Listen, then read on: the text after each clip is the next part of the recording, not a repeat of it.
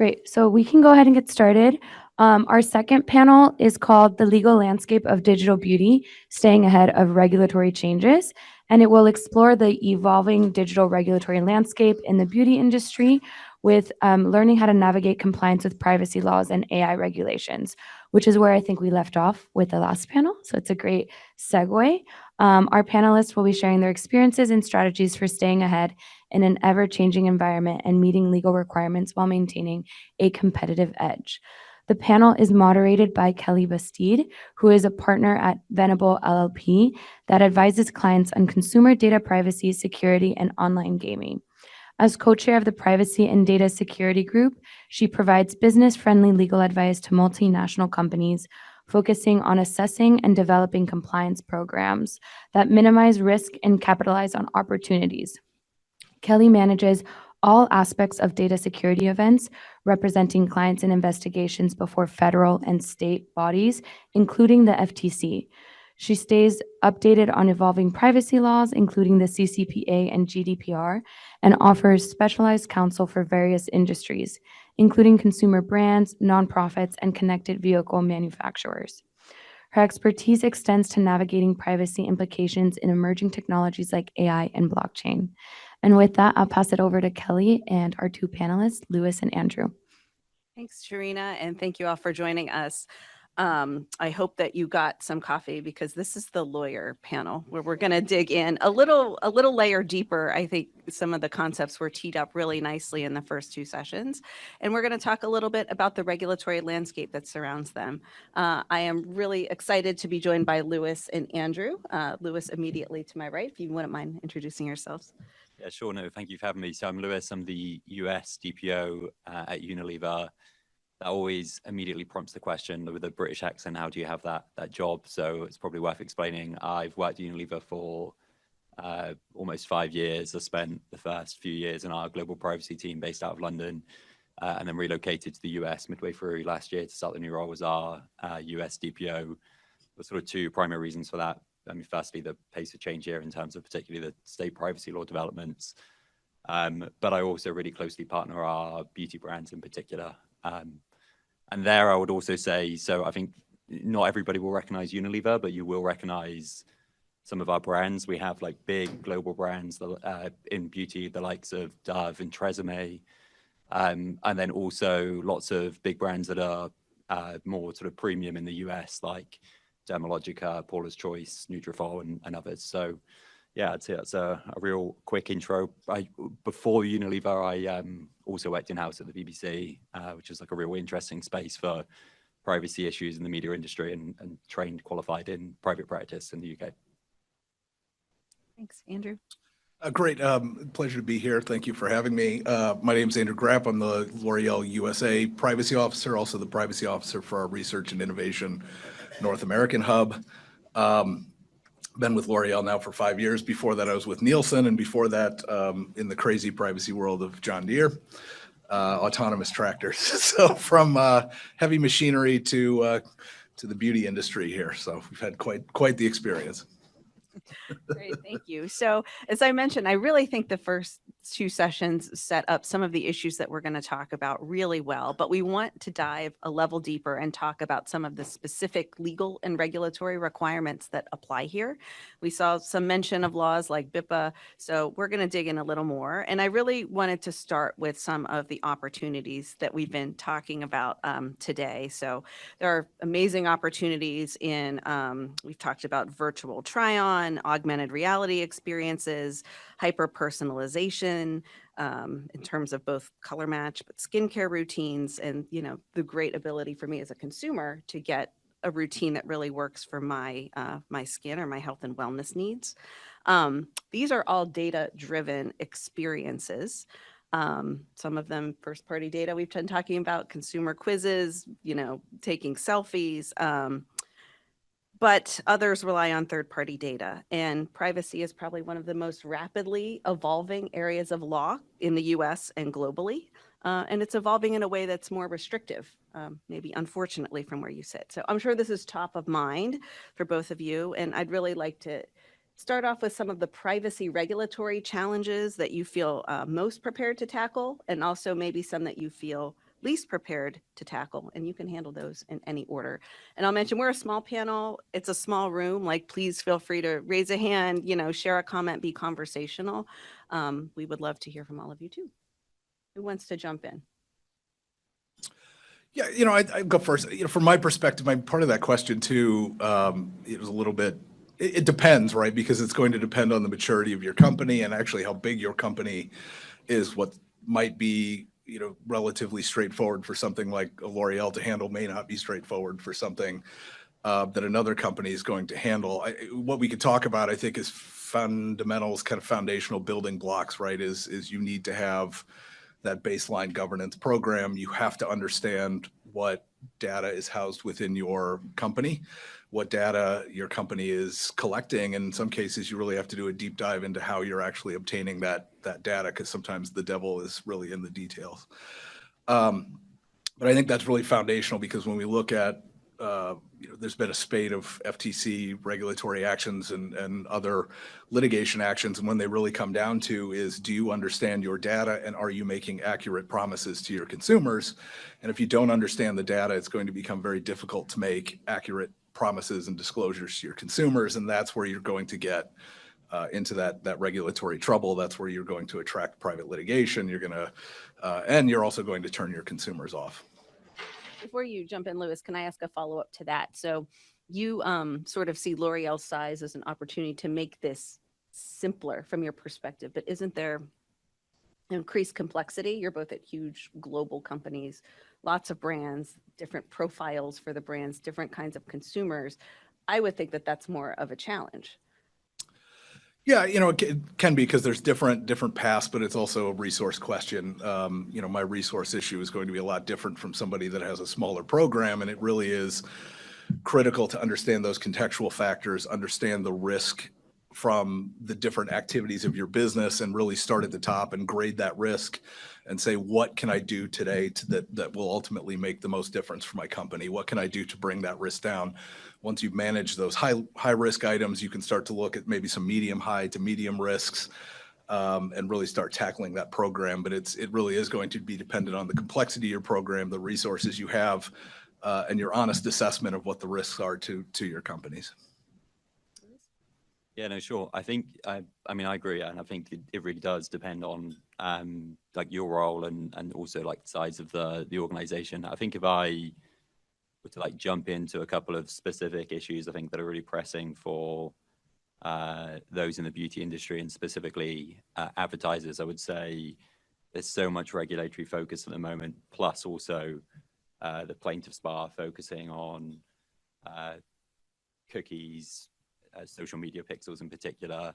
And I think that does pose a real challenge. In fact, I mean, particularly if you look on the sort of litigation trends, the sheer volume of claims relating to social media pixels is a real challenge. And then I think within that too, another real challenge this year has been the complexity of some of the health data laws in the US. I think particularly if you look at like Washington State's My Health, My Data that come into effect in March this year, it firstly has a really expansive definition of health data, but also really complex compliance requirements too, and a private right of action, I think, will inevitably lead to litigation. So there, I think, for particularly in the beauty industry where we are collecting like lots of health data, I think it poses some pretty challenging compliance requirements. So I'd say there's some of the sort of current pressing issues. Obviously, I'm sure we'll get to looking ahead to some of the other topics we've discussed today, whether that's like BIPA litigation or looking ahead to things like AI. But let me pause there. Yeah, I would agree with both of those challenges that you identified. We have counseled numerous companies through My Health, My Data. If you're not familiar, it's a law in Washington State. It went into effect earlier this year. It features an extremely broad definition of health data.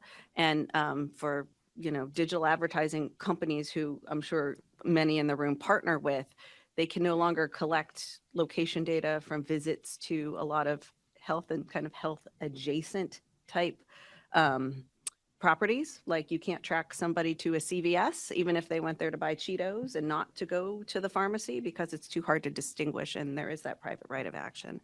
I think the way that health laws are evolving are a really interesting thing to focus on. All of the state consumer privacy laws include health as part of the definition of sensitive data.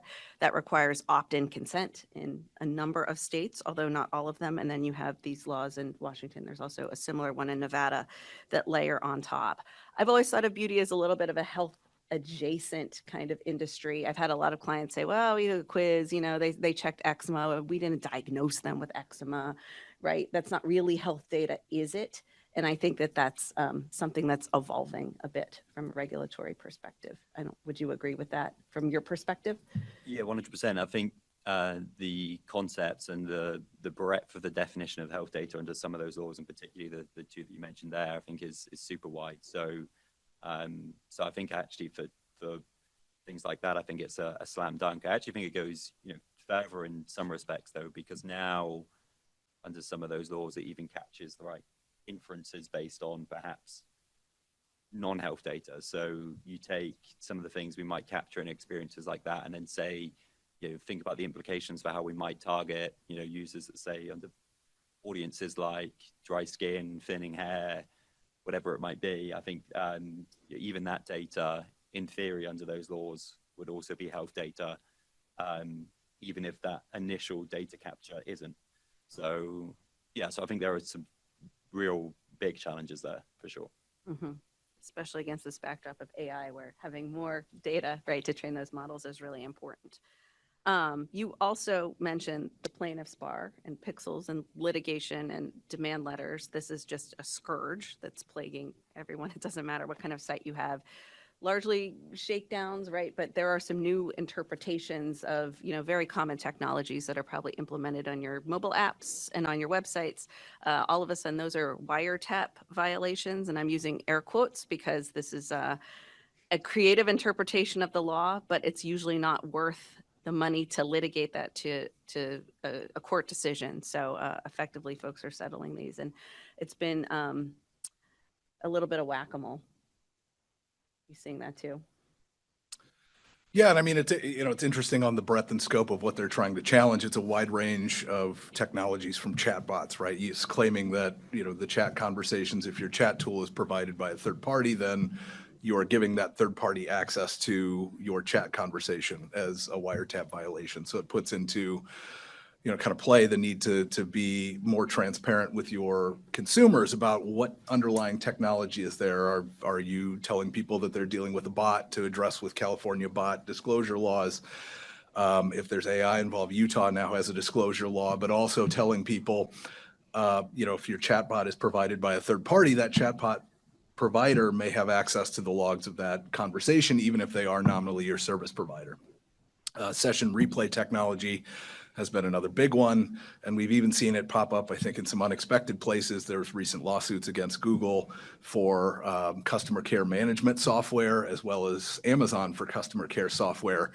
And if you dig deep into those providers' contracts, buried way deep into their template contracts is a right for those providers to leverage the data from that customer contact software to retrain their ML and AI models. And that is enough of a hook for the plaintiff's bar to claim that you are allowing third parties without disclosure or consent to have access to the customer care conversations you may have with your customer care rep. So it's particularly with AI, tying back into AI, it now really requires a deep dive into all of the technology you're using into the website to see, is there actually a cognizable claim here that somebody could allege that you are allowing somebody to have access to these communications for their own internal business purposes? If so, can you turn those off? And if not, can you make the right disclosures and get the consent that you need to try to head off some of this litigation? Does your marketing team want to turn them off? Well, I don't think it's so much turning off the technology itself, but having an honest discussion to say, should we be allowing a third party to repurpose our interactions with customers to improve their model? And it is an interesting check because if you look in the CPRA regulations, it does say, for example, your service provider, you could have a valid service provider agreement, and they are permitted to use or repurpose some of that data for product improvement purposes. But then you have this other older wiretap statute where that same activity is now going to potentially get you involved in litigation. And that fact may be enough to get you past that motion to dismiss stage. So I think it's worth an honest conversation to say, do you want this turned off? What are the benefits we're getting from it? And if so, can we do something from a transparency perspective to let people know that it's happening? You mentioned consents, and this is an area that I feel is yet another challenge. And on one hand, consent kind of, they cure all ills, right, in theory, but we have consents for sensitive data collection, consents for biometrics, consents for health data, more specifically, right? And now all of a sudden, consent for your cookies. We're layering a lot of different consent requirements. The language is getting more complex, and I think nobody wants to have 5 different buttons pop up that you have to push or widgets because it's a bad consumer experience. So this is another challenge that I see. I don't know if you have shared thinking through how to navigate some of that, especially with your internal stakeholders. Yeah, and I mean, I think it's also part of it. It really gets back to, do you understand how internally is that piece of data used? If we go back to the My Health, My Data example, if you look at the statute, it says, well, you have to get consent for any use that's not necessary. It doesn't say strictly necessary. So what does necessary mean? And if you look at some companies' health policies, if you look at Microsoft's by way of example, they will say, well, what we mean necessary to mean is reasonably necessary. And they've listed a number of things where they don't believe that they need to get consent. Is that within their risk tolerance? I assume that they've had a conversation to say, these are the 10 things that we believe are reasonably necessary to complete a transaction, and maybe this one thing is where we need consent. So part of it is going to also be your risk tolerance as a company to say, here are, let's say, the 10 things that we do with sensitive personal information. Are some of these things so closely tied to what the consumer is doing that we are comfortable only maybe asking for one consent to reuse that for marketing? That's going to be a company by company risk decision as to what your tolerance is, but that is something that I have seen other companies doing to try to navigate that space. I think I agree, and I think again, if it's My Health, My Data specific, I think that the consent requirements are challenging, but I think they're at least in those like consumer experiences where you have that direct touch point, it's at least fixable. There are some other contexts, like we go back to the conversation on cookies, where I think it becomes like super challenging, almost impossible, really. But I'd also contrast that with, I know earlier, for example, there was some of the BIPA implications and lawsuits that come up, and there I just think that all of those lawsuits really are focused on like a lack of surfacing the right information, collecting the right type of consent. And I actually think in a way that's sort of inexcusable now. Where you have an experience like that, it's actually very easy at the start of it to build in the right type of permissions. Is it the best user experience? No, but if you're balancing out like for example, $3 million settlement versus just making sure that a consumer presses the right button at the start of the experience, like there, I feel like there shouldn't be actually any excuse now for doing the right thing. I contrast that really significantly with some of the other topics that also come up, like for example, if it was about cybersecurity vulnerabilities, or so, then fair enough. But I just think that for consent in experiences like that, like they're all things that are very much within our control, and I just don't think they're mistakes that we should be seeing now.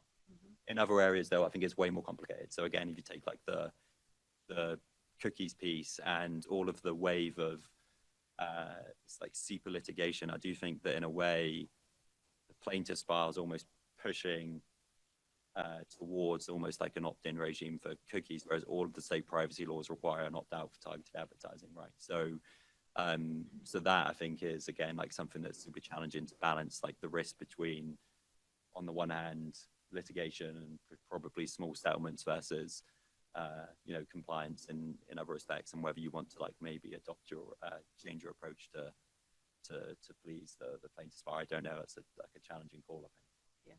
Yeah, definitely. So we've identified some challenges, and maybe let's talk a little bit about where some of the sources of pressure are coming from. And I'm talking a little bit here about regulators. I think most people in the room know that the first CCPA enforcement action was against a major beauty retailer.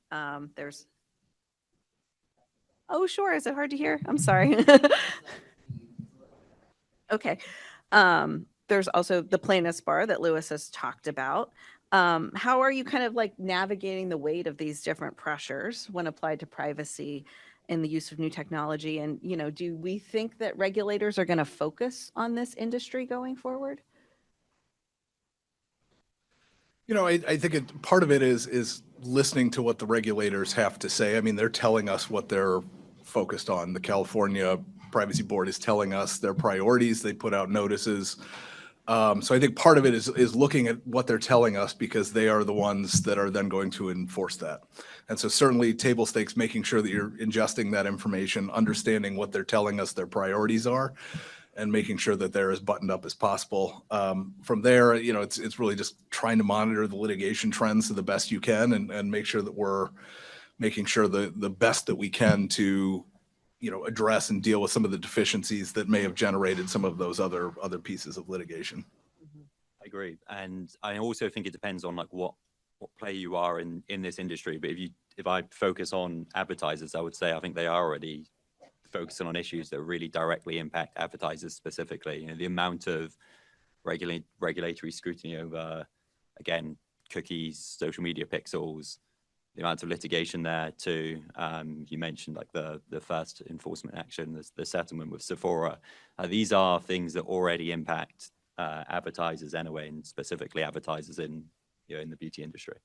Yeah, I think that that's right. As someone who watches the FTC very closely, they're extremely interested in things like influencers, reviews, right? TikTok, especially the impact of it on children. And that's a space that they're looking at very closely. They're also looking really closely at health and trying to stake out an area of non-HIPAA health data, these sort of direct-to-consumer health services. And, as we've been talking and hearing about some of the things happening in the industry, right, some of the offerings are moving more in that direction. And I think that that's an area where there might be some focus. And just even on the FTC, I mean, they've when you look at state privacy laws, there's a definition of sensitive data, but then the FTC has potentially a broader definition of sensitive information, where they've recognized that browser data can, in some instances, be highly sensitive. GPS, highly sensitive. They're pulling in other categories, and it's expanding the scope of what you need to look at from a risk perspective. Not to mention, sometimes will fly under the radar, but there's also, for entities that are in the spaces of aggregating health data, particularly from multiple sources, they've also updated the health breach notification rule, which I know has trapped a few companies as well. It's very easy to have a data breach under the health breach notification rule. That's right. That's right. I'm glad that you mentioned aggregating data, because another area of challenge is the data broker industry and this idea of kind of an open consumer marketplace for data, especially for certain types of sensitive data. It's an area of scrutiny. There's now a law, right, that prohibits sending data to countries of concern. This is just, I think, a place where we're going to see more ratcheted up pressure. To the extent that folks are really relying on or building platforms that rely on third-party data, I also think that's an area where there's going to be a lot of challenge and a lot of pressure in the future. Andrew's nodding. Well, no, there's an question. interesting, there's an article, I think it was on Krebs on security, where they were talking how easy it is, because of the data broker market being unregulated, for somebody to go to some of these companies, get precise geolocation, primarily from Android phones, because Apple now has granular tracking controls built into their operating system, and you can look and you can see all of the people that have aggregated at a particular healthcare place. And then you can buy another data set of mobile ad IDs that come off there, and you can sync those two things together. And then once you have the GPS and the mobile ad ID, you can actually track that person's phone back to their house. And then you can figure out who exactly lives in that house. And now it's becoming very, very trivial to, compile and pull together what may have been pseudonymous data in the past and re-identifying. And I think there's an ethical question of saying, yes, that data may be available, but should it be used from an ethical perspective? Would your customers expect that you're doing that based on the fact that they may have browsed your information once? I know there's companies that will promise to re-identify people that visit your website based on LinkedIn data. So, part of this is it may be unregulated, but it's also coming into that question of ethics and would your customers expect it? And what happens when your customers find out about that you're actually doing it? What can be the potential impact? I love that point. Maybe if I just probe a little bit further on the data transfer piece too, because I think here currently things are a little bit more straightforward. But I think if you look across the Atlantic to Europe, I actually think it's a really good example of how to get things wrong. I think the European data protection laws now, and specifically the GDPR around international data transfers, is a mess, and actually feel a lot of sympathy for Uber based on the recent enforcement action. When you look at the hand that they were dealt with, I think they were dealt with almost like an impossible task in some respects. So I do think that for data transfers, as those laws become slightly more restrictive here, I think there's a good way of looking at what doesn't work well to make sure that we don't find ourselves in like a similar situation. Mm-hmm. Yeah, for those of you who don't know, if personal data can't leave Europe and come to the United States absent a certain safeguard, and there's a list that you can choose from. And Uber was just handed, what was it, 290 million euro? For effectively having the wrong paperwork in place, almost. Correct. So an area of interest in litigation in the EU, and as Lewis said, quite a mess. Let me raise one more challenge and then maybe we'll switch topics. What about third-party privacy service, mass requests, getting spammed with access and deletion requests? This is another area where a lot of my clients feel a lot of pressure and challenge. All of these new laws and existing laws like the GDPR allow consumers to have certain rights over their data. It's great in theory. Most consumers don't avail themselves of those rights, but there's a whole cottage industry that has sprung up of third-party services where you click a button and they spam these requests, and companies are getting tens of thousands of them a month, and they have to deal with them. Yeah. I'm very worried about what this could lead to. I'm going to touch wood. No. We haven't had too many actually. I think what is interesting actually, just in terms of the trend though, I mean, obviously I've come again from Europe previously, and the volume of requests here is higher. The market is also bigger. It's certainly not a like comparison, but I do think that's an interesting trend. I think particularly because, again, European data protection laws are more established. You would think that there would be more consumers that would be aware of those rights, that would utilize those rights. But when you just look at the numbers, actually we get significantly more requests here than we do there. So I think that's interesting. But at the moment, I would say, at least for Unilever, it's been manageable. It's good news. Okay.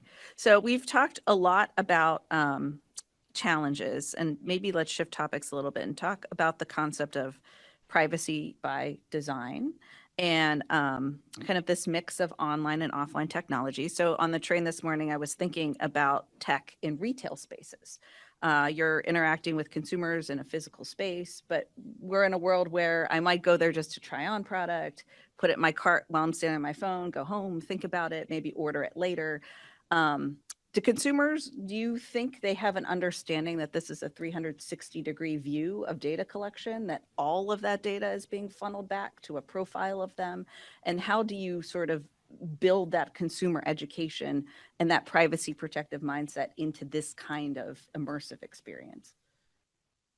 Yeah, I honestly, I don't know if a consumer would really understand that at all, to be honest. I think one of the big challenges we've always had in privacy is transparency is at the core of everything we do. Yet, how easy is it to explain in simple terms some of these concepts in a way that would be understandable? I think that's tricky. But I think for the sort of in-store type experiences, I mean, I can honestly say for Unilever, I don't think we're particularly advanced, actually. I think that it's interesting in one of the areas where, like beauty tech in particular, we do have so many experiences online now less so in store, and certainly even I'd say less so in terms of like joining up, connecting the dots between those. So I don't think we're particularly sophisticated there. I will not talk for the L'Oreal on my right, but what I would say is I think there's also an acknowledgement internally that there are others in the industry that are probably doing things better than we are, and actually it's one of the areas where we're trying to catch up a little bit. So yeah, I don't actually think currently we're particularly sophisticated in that respect, if I'm honest. Andrew, do you have a comment?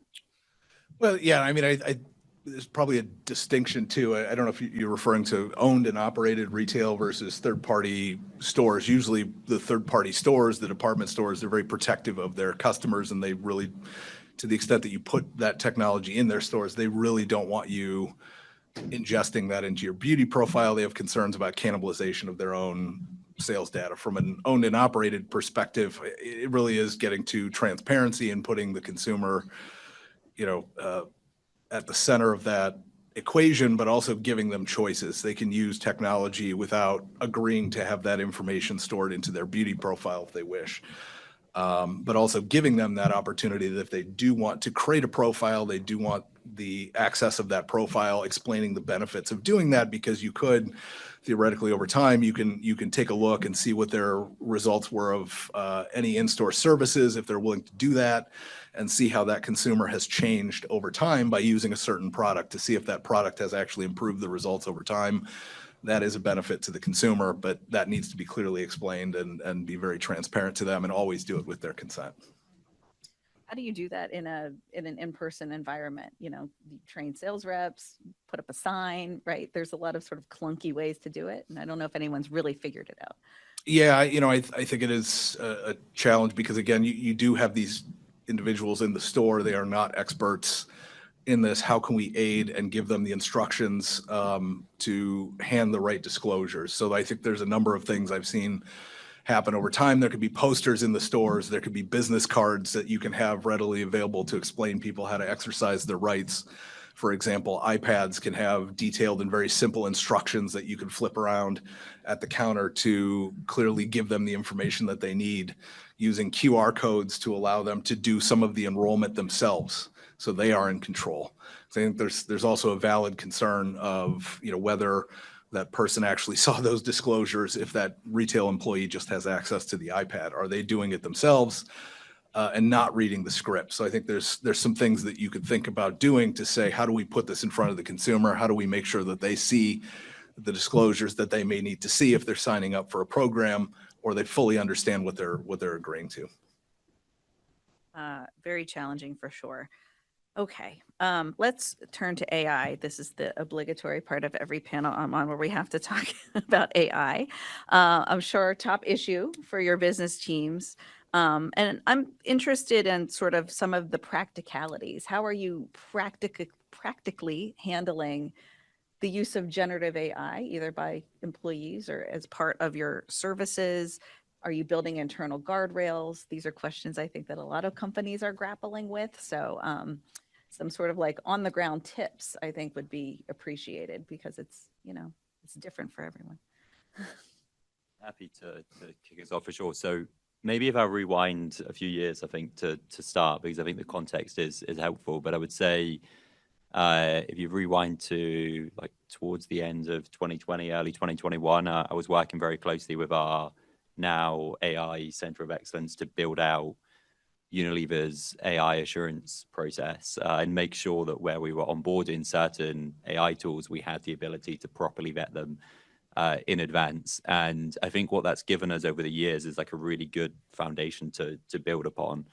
If I then like skip forward to early last year, particularly with this like Gen AI explosion and suddenly lots of interest, lots of brands wanting to experiment, we tried to get on the front foot. I sort of co-authored global guidance on the responsible use of Gen AI. That was sort of step one, I would say. But things have developed a lot since, and we're now in a place where we have the likes of tool-specific guidance and so on. But I was also conscious that all of this guidance together can become a little bit complicated to follow. So we've tried to really simplify that internally. And we now have our sort of 3 golden rules, as we like to label them. But the The first is to use Unilever approved AI tools. We have a green list internally of tools that have been pre-vetted by legal and other teams internally. And I always say to use that green list almost as like an indicator of time.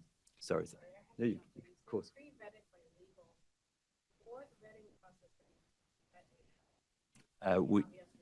So for the green list specifically, I would say it should be AI tools that have like sort of enterprise-wide scale. So I'm sort of less interested in like one-off use cases and more in things that we're going to have suddenly lots of teams internally wanting to use. So if you look at some of the like foundational models and so on, and then within that, in terms of the legal review, you'll be looking at like specific issues relating to IP, privacy, and particularly in some of the standard terms, like if there are things there that we feel comfortable with versus don't. So, I mean, I don't want to like name specific names, but if you look at some of the image generation tools, for example, we might review those terms and say, actually, we're not comfortable with the position they take on IP versus looking at others and saying, in fact, they're making some good promises and standing behind their products a little bit more. So we can add this to our green list. So that's the type of like review that we're doing behind the scenes.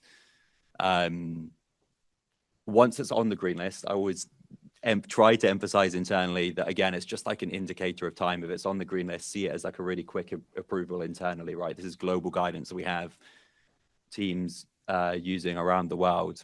If it's not on the green list, it doesn't mean it's impossible, but expect the onboarding process for a new AI tool to be longer.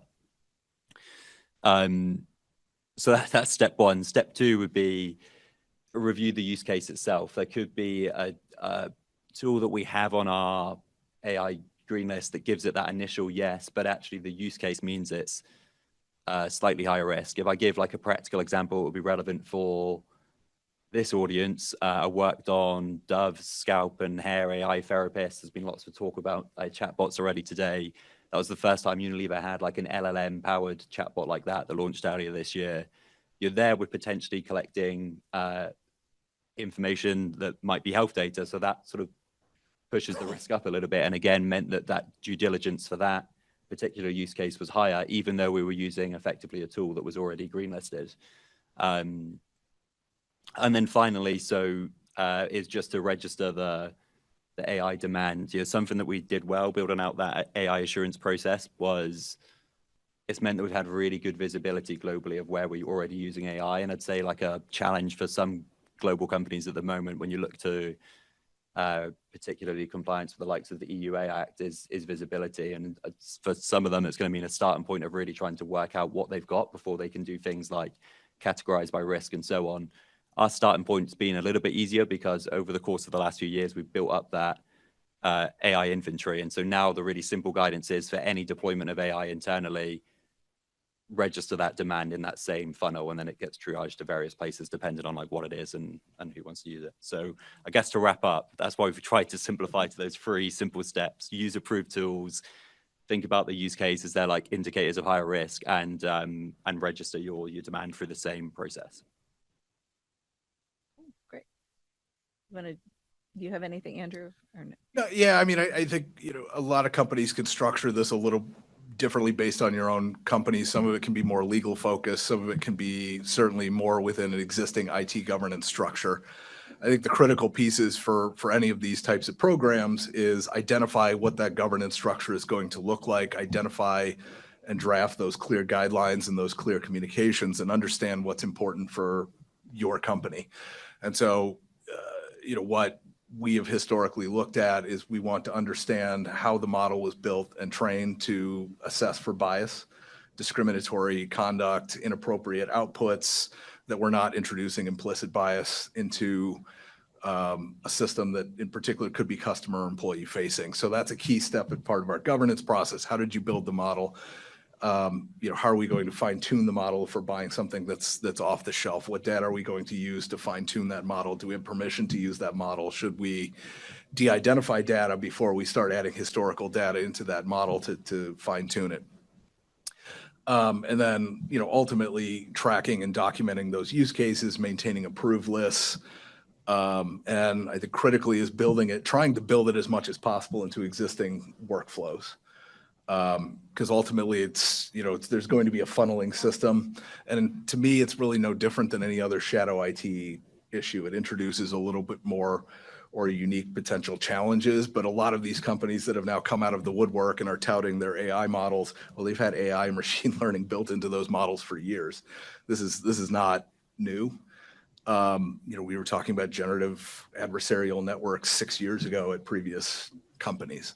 I think what's new is these large language models, and they've taken over, kind of the hype of the cycle. But a lot of your basic machine learning tasks have been in these products for years, and existing vetting processes should work just as well as they did before as they do today, with the added bump of saying we need to do a little bit different for this new generative AI LLM capacity because of some new and unique risks or challenges associated with that, hallucinations being a big one. Okay, I have a few, but I'll just Okay. and I might grab you guys after. You were just speaking about LLMs, obviously, and data, all this other stuff. And in terms of that governance process, in terms of vetting, the different suppliers that you're using, if you are using an AI tool within your company, do you think that with a lot of the existing processes in the way that LLMs are trained and rolled out, do you think that they are potentially problematic and that a lot of companies haven't realized that they can take legal action against it? For example, like let's say there's an LLM and it's got L'Oreal or Unilever data in there. Do you think there is a risk? Do you think a company like L'Oreal would go after an open AI, or do you think companies will eventually, since that's really a big black box? On that, so you're talking about training data. Let's say like the training data that is used in like OpenAI, right? Like let's say that's got L'Oreal data in it because one employee has gone in there and accidentally put something in there, or maybe there's been open source data that has made it into this model. Do you think there is an opportunity for companies to go after something like OpenAI or Anthropic? Yeah, I mean, I'm not an IP attorney. I could see there has been cases. It's interesting, and I wonder what discussions have happened in the background. So there was a newspaper article, I think, where Samsung engineers were using the base ChatGPT model, and they were putting in trade secreted information that had a value of hundreds of millions of dollars, and the base terms for ChatGPT said whatever you put into this model is now ours, and we can use it to improve. I would be very curious to know if they had conversations between Samsung and ChatGPT about that. But I think at the more fundamental level, it really gets down to that policy, and to say, if you think there's a risk that your employees are going to be using these things, maybe we should buy the private version of those tools. We should certainly do training for our employees to let them know the risks and the benefits of these technologies. Maybe consider, blocking IP addresses if you deem that appropriate, or taking other steps to prevent those types of exfiltrations of data. I think the bigger concern, to me is LLMs are probability engines. They're not search engines. They're not data repositories. They're merely a series of probability calculations. And so when you're deploying these tools, you have to be prepared and understand that they are making a probability calculation of what the input is to generate that output. And if you're going to put that as a customer-facing tool, or you are going to put that as some sort of decisioning engine for employees or consumers, you have to be aware of that risk and make sure you have the expertise to address or limit the damage from those types of actions. But I think it's all part of a holistic governance program, which is, really no different to me from any other shadow IT program. You should be taking the same controls. You wouldn't let your employees put a trade secret data on a random free OneDrive account that they created. Why would you let your employees that have access to that particularly sensitive data, why would you be letting them use this technology in the first place? So I don't know. I'm less on the hype train for LLMs. I just see it as no different than any other technology that has its own unique set of risks and challenges and opportunities. And it's just something that needs to be managed like any other IT tool. I also have a half dozen more questions, but I know we're at time. So thank you all for your questions and for your attention.